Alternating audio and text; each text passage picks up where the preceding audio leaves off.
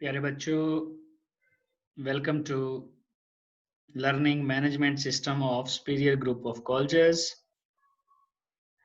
आज का हमारा लेक्चर है स्टॉक्योमेट्री। बहुत ही इंपॉर्टेंट टॉपिक है। लेक्चर नंबर 16 है।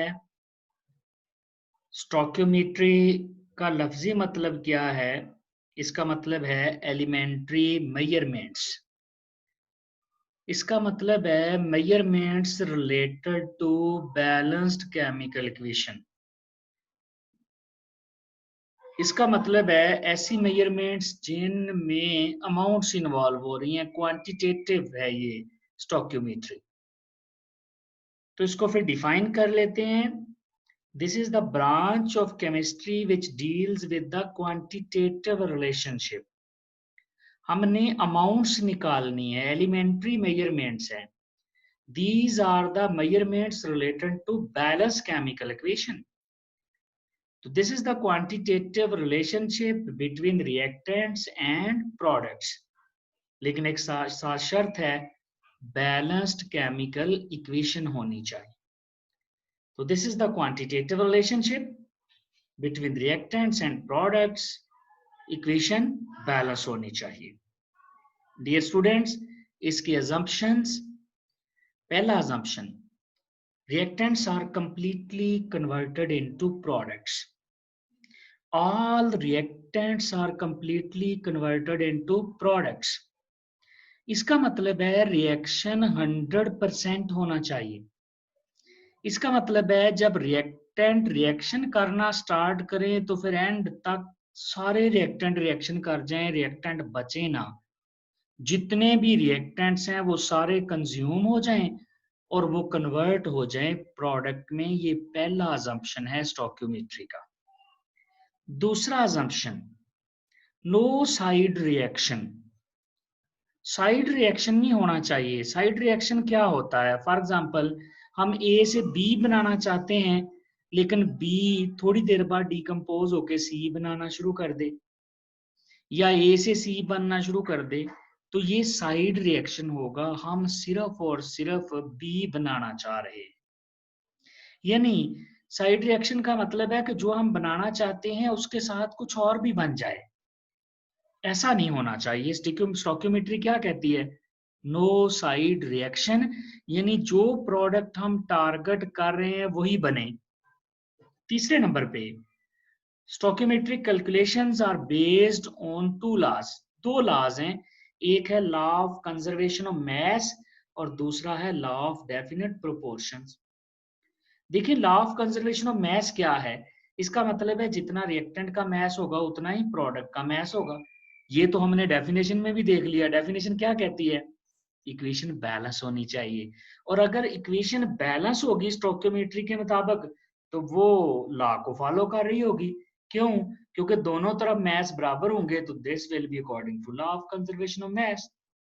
इसी तरह लॉ ऑफ डेफिनेट प्रोपोर्शंस है कि जितने भी फार्मूले हैं वो चेंज नहीं करने, उनकी रेशियोज चेंज नहीं करनी होती। फार्मूले आपने, जैसे वाटर का फार्मूला है तो उसमें रेशियो क्या है? हाइड्रोजन ऑक्सीजन की 2:1 है। तो ये डेफिनेट प्रोपोर्शन है। वाटर कहीं से भी ले लें आप, वाटर चाहे बारिश का पानी हो, रिवर का हो, कैनाल का हो, स्प्रिंग का हो, कोई भी वाटर हो, वाटर में हाइड्रोजन ऑक्सीजन की रेशियो 2:1 ही रहेगी। ये हम चेंज नहीं करेंगे। तो ये तीन अजम्पशंस हैं डियर स्टूडेंट्स। ये बहुत दफा पास्ट पेपर में शॉर्ट क्वेश्चन में आ चुके हैं। अब है कि स्टोइकियोमेट्री की एप्लीकेशंस क्या हैं, फायदा क्या है? पहला, mass mass relationship. Dear students, अगर हमें रिएक्टेंट का मैस पता हो तो हम प्रोडक्ट का मैस निकाल सकते हैं, और अगर प्रोडक्ट का मैस पता हो तो रिएक्टेंट का निकाल सकते हैं। यानी मैस मैस रिलेशनशिप है, एक का मैस दिया गया हो दूसरे का मैस निकाल सकते हैं। इसी तरह अगर हमारे पास एक का मैस हो तो दूसरे के मोल निकल सकते हैं, या एक का मोल हो तो दूसरे का मैस निकल सकता है। तीसरे नंबर पे मैस वॉल्यूम। अगर हमारे पास रिएक्टेंट का मैस हो तो प्रोडक्ट का वॉल्यूम निकल सकता है। दोनों में से किसी एक का वॉल्यूम है तो दूसरे का मैस निकल सकता है। इसी तरह मोल मोल है, यानी अगर एक रिएक्टेंट या प्रोडक्ट किसी एक के मोल दिए हैं, हम दूसरे के मोल निकाल सकते हैं बैलेंस केमिकल इक्वेशन से। और लास्ट में वॉल्यूम वॉल्यूम रिलेशन है, शिप है। तो ये डियर स्टूडेंट्स एप्लीकेशंस हैं कि अगर हमें एक अमाउंट दे दी जाए, एक क्वांटिटी, एक पैरामीटर दे दिया जाए, तो हम दूसरा पैरामीटर आराम से फाइंड कर सकते हैं। लास्ट में है लिमिटेशंस ऑफ केमिकल इक्वेशन, कि ये जो हम बैलेंस केमिकल इक्वेशन लिखते हैं, बैलेंस केमिकल इक्वेशन की लिमिटेशंस क्या हैं। पहली limitation, no information about the rate of reaction. Balance chemical equation को देख के आप ये नहीं बता सकते कि रिएक्शन की स्पीड कितनी है, हम ये नहीं बता सकते रिएक्शन का रेट क्या है, उसकी स्पीड क्या है, रिएक्शन की वेलोसिटी क्या है।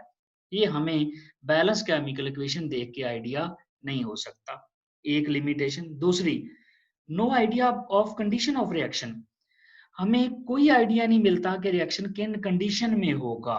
बैलेंस केमिकल इक्वेशन हमें कंडीशन के बारे में नहीं बताती है कि टेम्परेचर कितना होगा, प्रेशर कितना होगा, कैटलिस्ट कितना होगा। ये तो हम एक्सपेरिमेंट करके डिटरमिन करते हैं कि किस टेम्परेचर, प्रेशर और किस कैटलिस्ट की मौजूदगी में रिएक्शन बेहतर होता है। इसी तरह डियर स्टूडेंट्स, हम केमिकल इक्वेशन देख के ये इंफॉर्मेशन नहीं बता सकते कि रिएक्शन एंडोथर्मिक होगा या एक्सोथर्मिक, यानी इसमें से हीट इवॉल्व होगी या एब्जॉर्ब होगी, ये हमें आइडिया इक्वेशन नहीं देती। फिर और लिमिटेशन क्या है, chemical equation can be written for those reactions which are not possible. Chemical reaction तो आप वैसे ही लिख सकते हैं, चाहे वो रिएक्शन हो भी ना रहा हो तो इक्वेशन तो लिख दी। जैसे देखें NaCl plus water, NaOH plus HCl, अब ये रिएक्शन ही नहीं होता, NaCl वाटर से मिलकर ये बनाता ही नहीं। हालांकि देख लें इक्वेशन बैलेंस है, इधर सोडियम एक है, इधर भी सोडियम एक है, इधर क्लोराइड एक है, इधर भी क्लोराइड एक है, इधर दो हाइड्रोजन है, इधर भी एक और एक, दो हाइड्रोजन है, एक ऑक्सीजन एक ऑक्सीजन। हालांकि इक्वेशन बैलेंस है, लेकिन रिएक्शन ये वाला पॉसिबल नहीं है। मींस केमिकल इक्वेशन देख के हम ये नहीं बता सकते कि ये रिएक्शन पॉसिबल है या नहीं है। केमिकल इक्वेशन तो हम उनके लिए भी लिख सकते हैं जो रिएक्शन हो ही नहीं रही, ये तो पेपर वर्क, हम पेपर पे लिख सकते हैं। एक्टिविटी टॉपिक से रिलेटेड एमसीक्यूज। पहला, ammonia burns in oxygen according to following equation.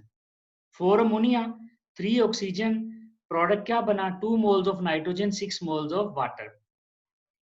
1 mole of ammonia will produce half mole of nitrogen gas. Check कर लेते हैं। देखिए अमोनिया के जब 4 मोल होते हैं तो नाइट्रोजन के कितने होते हैं, 2।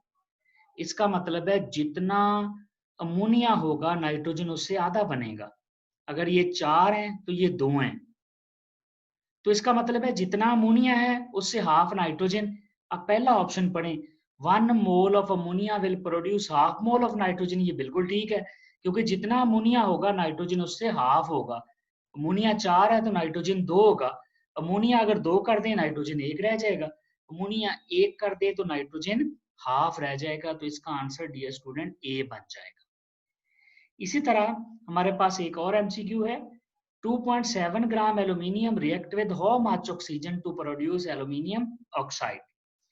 सबसे पहले तो हम रिएक्शन लिख लेते हैं। जैसे देखें एमसीक्यू नंबर 1 में बैलेंस केमिकल इक्वेशन मौजूद है, तो हम इसकी भी बैलेंस केमिकल इक्वेशन बनाते हैं और फिर देखते हैं 2.7 ग्राम से कितना बनेगा।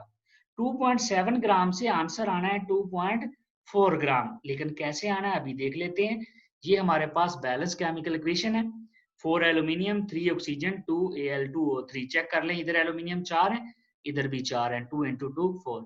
इधर ऑक्सीजन 3 into 2 6 है, इधर भी चेक कर ले 3 into 2 6 एटम है। तो ये बैलेंस केमिकल इक्वेशन है।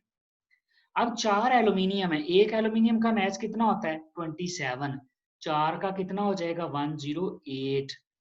एक ऑक्सीजन का मैच कितना होता है 32, 3 का कितना हो जाएगा 96। देखिएगा अगर हमारे पास एल्यूमिनियम 108 ग्राम हो, क्योंकि 4 है ना, टोटल एक एल्यूमिनियम का कितना होता है 27 और 4 का 108, तो ऑक्सीजन कितना आता है 96, क्योंकि ऑक्सीजन है।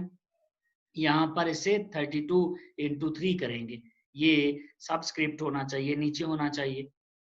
इसी तरह देखें 1 ग्राम एल्यूमिनियम अगर हो तो 108 इधर जाके क्या होगा डिवाइड हो जाएगा।